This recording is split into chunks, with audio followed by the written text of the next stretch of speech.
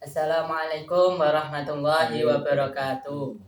Kami dari kelas 11A ingin mempresentasikan tugas akidah yang bertema mencuri dan korupsi. Mencuri dan korupsi. Mencuri, pengertian mencuri. Mencuri adalah mengambil milik orang lain tanpa izin atau dengan tidak sah. Biasanya dengan sembunyi-sembunyi. Mencuri dilarang karena termasuk dosa besar.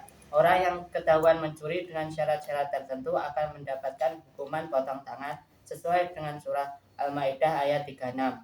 Mencuri dalam bahasa Arab disebut syarikah, artinya mengambil barang milik orang lain dengan tipu daya.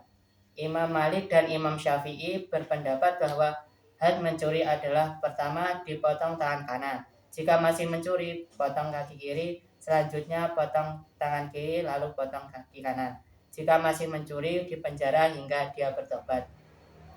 Berdasarkan pengertian atas dapat disimpulkan orang yang dihukumi mencuri dengan syarat-syarat. Pelaku pencurian adalah mukallaf, yaitu sudah balik dan berakal. Barang yang dicuri adalah milik orang lain, dilakukan dengan diam-diam atau sembunyi-sembunyi. Barang yang dicuri tersimpan di penyimpanan. Pelaku pencuri tidak mempunyai andil memilikan terhadap barang. Barang yang dicuri mencapai jumlah nisab 1/4 dinar, 1/4 dari 4,25 gram emas 22 karat. Berdasarkan pengertian di atas, dapat disimpulkan orang dihukumi mencuri dengan syarat berikut. Pelaku pencuri adalah mukallaf, yaitu sudah balik dan berakal. Barang yang dicuri adalah milik orang lain, dilakukan dengan diam-diam atau sembunyi-sembunyi. Barang yang dicuri tersimpan di penyimpanannya. Dampak negatif mencuri.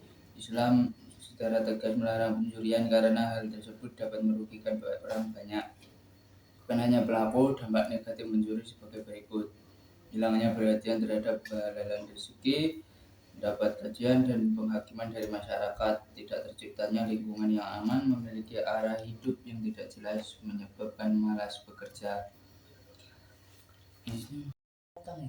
2. Pengertian korupsi. Korupsi adalah penyelewengan atau penyalahgunaan uang negara, perusahaan, organisasi, yayasan, dan sebagainya untuk kepentingan pribadi atau orang lain. Korupsi juga termasuk dosa besar. Dalam bahasa Arab, korupsi dikenal dengan istilah akli al-sud, makan yang haram.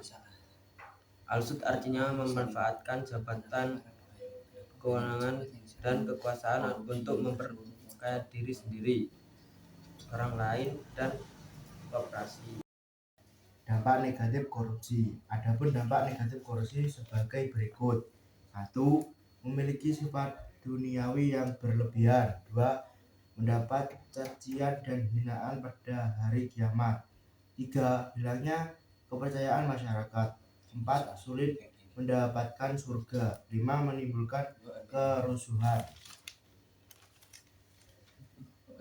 Gagasan pejabat yang korupsi karena kombinasi dari faktor internal seperti keserakahan dan lemahnya integrasi individu, serta faktor eksternal seperti lemahnya sistem pengawasan, kurangnya transparansi sistem penegakan hukum yang lemah, dan biasanya politik yang mahal saat pemilihan umum. Faktor-faktor ini menciptakan kesempatan dan godaan bagi pejabat untuk menyalahgunakan wewenang demi keuntungan pribadi. Audio Jungle.